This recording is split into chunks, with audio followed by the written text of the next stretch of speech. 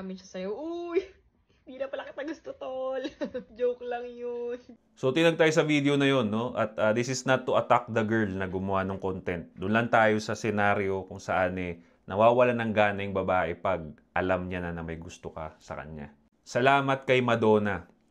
Because siya ang unang-unang nagbigay ng tip sa mga kalalakihan. Yung kanta niya na, Girls Just Wanna Have Fun. Nandun na yung sagot.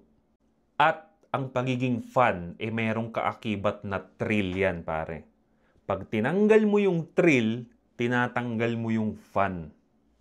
Kaya nga pare, pagka nagre-regalo tayo, nakabalot. Mas okay kung nakabalot. Why? Kasama nung gift, which is fun, yung thrill kung ano yung nasa loob nun.